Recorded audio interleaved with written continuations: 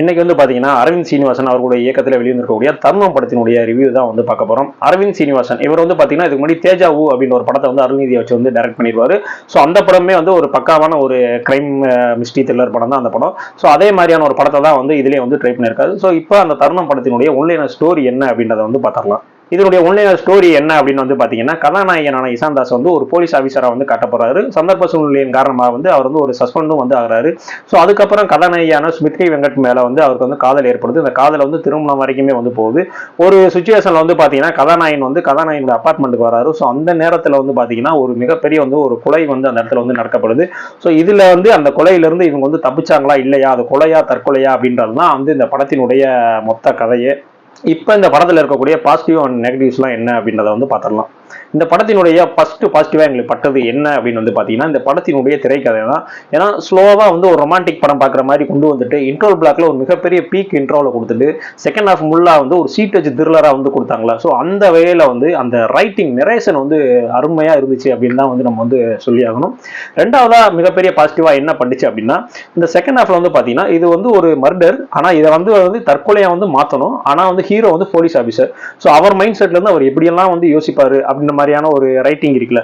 So அதை வந்து பக்காவா வந்து எக்ஸிக்யூட் பண்ணியிருந்தாங்க. அதுதான் வந்து இந்த படத்தினுடைய மிகப்பெரிய பிளஸ்ன்னு சொல்லுவேன். இந்த படத்தினுடைய மிகப்பெரிய பிளஸ் என்னன்னா படத்தினுடைய செகண்ட் ஹாஃப் தான். நீங்க ஃபர்ஸ்ட் ஹாஃப் பார்க்காம டைரக்டா வந்து செகண்ட் ஹாஃப்ல இருந்து நீங்க படம் பார்த்தாலுமே வந்து உங்களுக்கு படம் வந்து புரிஞ்சிடும். ஸோ அந்த அளவுக்கு வந்து ஒரு பக்கா நரேஷன் தான் வந்து இந்த படத்துல வந்து இருக்கு செகண்ட் ஹாஃப் ஃபுல்லாவே.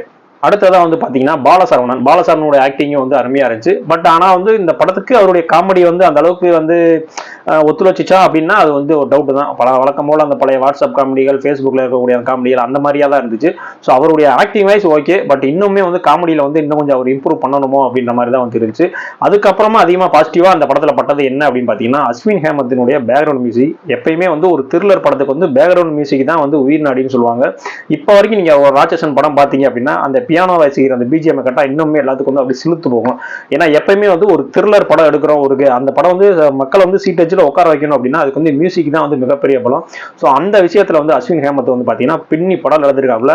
பேக்ரவுண்ட் மியூசிக்காகவே வந்து இந்த படத்தை பார்க்கலாம். உங்களுக்கு வந்து ஒரு த்ரில்லர் படம் பார்த்துட்டு இருக்கோம் அப்படின்ற மாதிரியான மைண்ட் செட்டை வந்து கொடுக்கறதே வந்து பாத்தீங்கன்னா அவருடைய பேக்ரவுண்ட் மியூசிக் தான். அடுத்தபடியா பாத்தீங்கன்னா படத்துல வந்து இசான் தாஸ் இருக்காங்க, ஸ்மிருதி வெங்கட் இருக்காங்க, கீதா கைலாசம் இருக்காங்க, ராஜ் ஐயப்பன் இருக்காரு.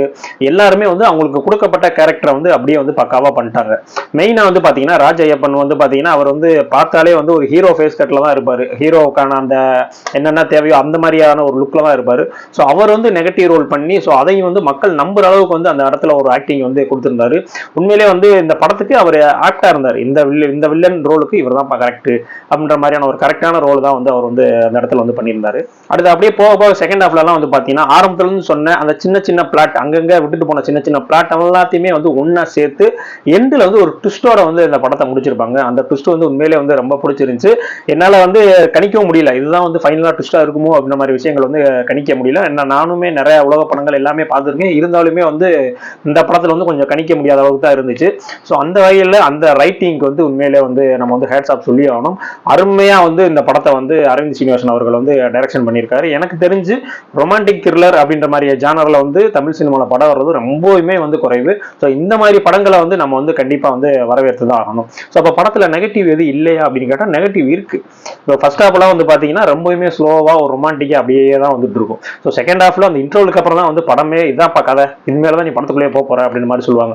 ஸோ அது அந்த இடத்துல வந்து கொஞ்சம் போரிங்கா இருந்துச்சு. என்னடா இவ்வளவு நேரம் வந்து ஒரு படம் பார்த்துட்டு இருந்தோம், இன்ட்ரோலுக்கு அப்புறம் வேற படம் பார்க்க போறோமோ அப்படின்ற மாதிரியான ஒரு மைண்ட் செட் இருந்துச்சு. ஏன்னா ஆரம்பத்துல இருந்தே வந்து ஒரு கிரைம் த்ரில்லர், ஒரு மிஸ்ட்ரி த்ரில்லரா கொண்டு வந்திருந்தாங்க அப்படின்னா வேற மாதிரியான மைண்ட் செட் வந்து கொண்டு வந்திருக்கும்.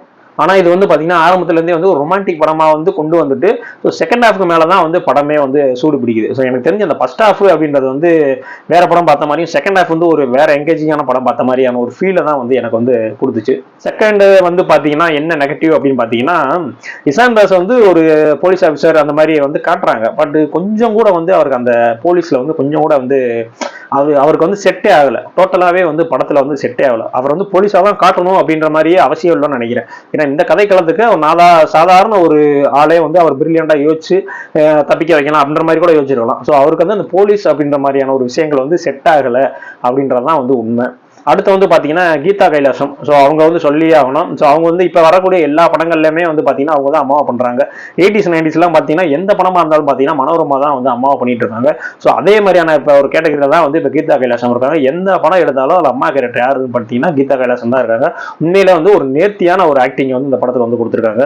அடுத்ததான் வந்து பாத்தீங்கன்னா இது வந்து ஒரு லோ பட்ஜெட் படம் தான். அது வந்து படத்திலே வந்து தெரியும். அவங்க அந்த ஸ்டேஜிங் பண்ண விதங்கள் இதெல்லாம் பார்த்தாலே வந்து தெரியுது இந்த படம் வந்து ஒரு லோ பட்ஜெட் படம் அப்படின்ற மாதிரியான தெரியுது.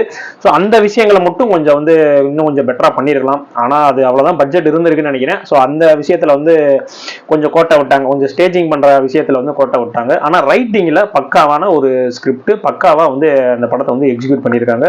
ஸோ இந்த மாதிரி படங்களை தான் வந்து நம்ம வந்து ஆதரிக்கணும். இந்த படம் வந்து பொங்கலுக்கே வந்து ரிலீஸ் ஆக வேண்டிய படம் இருந்தாலும் வந்து அப்ப நிறைய படங்கள் ரிலீஸ் ஆனதுனால இந்த படம் வந்து பின்வாங்கி என் படம் கண்டிப்பா ஜெயிக்கும்னு சொல்லிட்டு இப்ப ரிலீஸ் பண்ணியிருக்காரு. உண்மையிலே வந்து அருமையான படம். இந்த மாதிரி படத்தெல்லாம் வந்து தியேட்டர்ல வந்து மிஸ் பண்ணிடவே கூடாது. இதே இந்த படம் வந்து மலையாளத்தில் ரிலீஸ் ஆயிருச்சு அப்படின்னா இந்த படம் வந்து சக்கப்போடு போட்டிருக்கும். ஏன்னா அந்த மாதிரியான ரசிகர்கள் தான் வந்து அங்க மலையாளத்திலே இருக்காங்க. நம்ம வந்து மலையாளத்துல அந்த படத்தை எடுத்தா நம்ம வந்து ஒத்துக்குருவோம். அப்ப சூப்பரா ஒரு சீட்டச்சு த்ரில்லர் எடுத்துருக்காம்பா அப்படின்னு. ஆனா தமிழ்ல இந்த மாதிரி ஒரு படம் கொடுக்கும்போது என்ன பண்ணுவோம், என்னப்பா படம் எடுத்துருக்காங்க, ஃபர்ஸ்ட் ஹாஃப்ல சரியில்லை, செகண்ட் ஹாஃப் தான் நல்லா இருக்கு அப்படின்னு சொல்லிடுவோம். இதுதான் வந்து நம்ம பண்ற மிகப்பெரிய தப்பு. இந்த மாதிரி படங்களுக்கு வரவேற்பு கொடுத்தா தான் இதே மாதிரியான படங்கள் வந்து இன்னுமே வந்து வரும்.